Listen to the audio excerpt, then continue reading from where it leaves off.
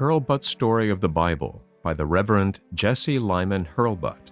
Chapter 24, How the Sea Became Dry Land and the Sky Rained Bread. When the children of Israel came out of Egypt, it was their aim to go at once to the land of Canaan, from which their fathers had come. The shortest road was that following the shore of the Great Sea and entering Canaan on the southwest. But in this region lived the Philistines, a strong and warlike people, and the Israelites, after ages of slavery, were not fit to carry on war. The other way was by the southeast, through the desert of Mount Sinai, where Moses knew the land, for it was there that he had been a shepherd for many years. So the Israelites, led by the pillar of cloud and fire, turned to the southeast, directly toward the Red Sea, which rolled between them and the desert.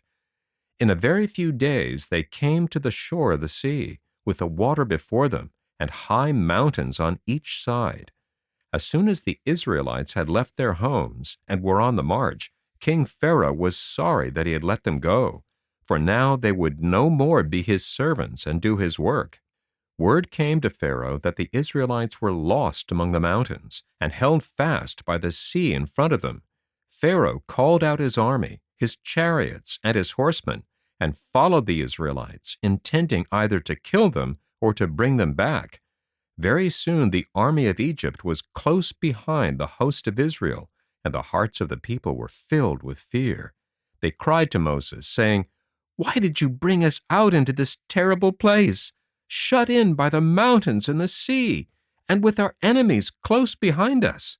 It would be better to serve the Egyptians than to die here in the wilderness." "Fear not," answered Moses. "Stand still and see how God will save you. As for the Egyptians, whom you now see following you, you will see them no more forever. The Lord will fight for you, and you shall stand still and see your enemies slain." That night the pillar of fire, which was before the host of Israel, went behind them, and stood between the camp of the Egyptians and the camp of the Israelites. To Israel it was bright and dazzling with the glory of the Lord, but to the Egyptians it was dark and terrible, and they dared not enter it. And all that night there blew over the sea a mighty east wind, so that the water was blown away. And when the morning came, there was a ridge of dry land between water on one side and water on the other, making a road across the sea to the land beyond. And on each side of the road the water lay in great lakes, as if to keep their enemies away from them. Then Moses told the people to go forward, and the pillar of cloud again went before them, and the people followed, a great army. They walked across the Red Sea as on dry land, and passed safely over into the wilderness on the other side. So God brought his people out of Egypt into a land that they had never seen. When the Egyptians saw them marching into the sea, they followed, with their chariots and their horses. But the sand was no longer hard. It had become soft, and their chariot wheels were fastened in it, and many of them broke off from the chariots. And the horses became mired and fell down, so that the army was in confusion, and all were frightened. The soldiers cried out, "Let us fly from the face of the Israelites. The Lord is fighting for them and against us." By this time all the Israelites had passed through the Red Sea and were standing on the high ground beyond it, looking at their enemies slowly struggling through the sand, all in one heaped-up mass of men, horses, and chariots. Then Moses lifted up his hand, and at once a great tide of water swept up from the sea on the south. The road over which the Israelites had walked in safety was covered with water, and the host of Pharaoh, with all his chariots and his horses and their riders, were drowned in the sea, before the eyes of the people of Israel. They saw the dead bodies of the Egyptians tossed up by the waves on the shore.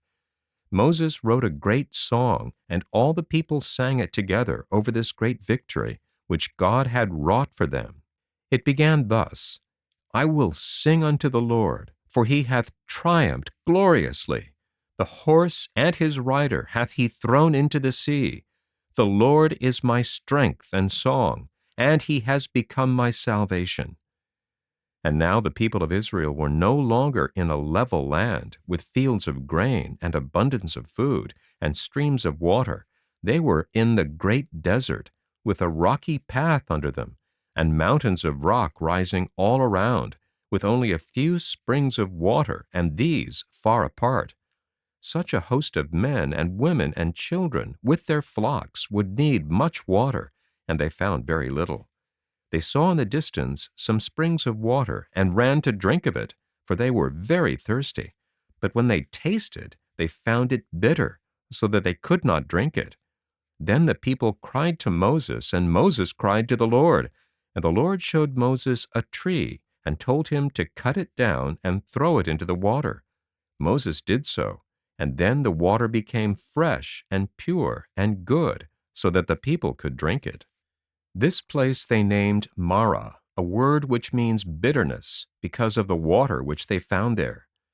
After passing Marah, they came to another and more pleasant place, where they saw 12 springs of fresh water and a grove of 70 palm trees around them, and there they rested under the cool shade. But soon they were in a hot desert of sand, which lies between the waters of Elim and Mount Sinai. And again they were in great trouble, for there was no food for such an army of people. Then Moses called upon God, and the Lord said, I will rain bread from heaven upon you, and you shall go out and gather it every day. The next morning, when the people looked out of their tents, they saw all around the camp on the sand little white flakes, like snow or frost. They had never seen anything like it before, and they said, just as anybody would say, What is it? In the language of the Israelites, the Hebrew language, what is it is the word manu. So the people said to one another, Manu? Manu! And this gave a name afterward to what they saw, the name manna. And Moses said to them, This is the bread which the Lord has given you to eat. Go out and gather it as much as you need, but take only as much as you need for today, for it will not keep, and God will give you more tomorrow. So the people went out and gathered the manna. They cooked it in various ways, baking it and boiling it, and the taste of it was like wafers flavored with honey. Some took more than they needed, not trusting God's word that there would be more on the next day. But that which was left over, after it was gathered, spoiled and smelled badly, so that it was useless. This was to teach the people that each day they should trust God for their daily bread. But the manna which was left on the ground did not spoil. When the sun came up, it melted away, just like frost or snowflakes. Before the 6th day of the week came, Moses said to the people, Tomorrow, on the 6th day of the week, take twice as much manna as usual, for the next day is the Lord's Sabbath, the day of rest, and the manna will not come on that day. So the next morning all the people went out as before to gather the manna. On that day they found that the manna which was not used did not spoil, but kept fresh until the next morning. On the Sabbath day, some of the people who had failed to hear Moses and had not gathered the manna in advance for the Sabbath went out, and they could find none. So that day these people had nothing to eat, and all Israel learned the lesson, which we also should remember, that one day in each week belongs to God and is to be kept holy to the Lord. All the time that the Israelites lived in the wilderness, which was 40 years, they ate the manna which God gave them day by day. Not until they entered the land of Canaan did the manna cease to fall. Do you remember who it was, long after this, that said, I am the bread of life.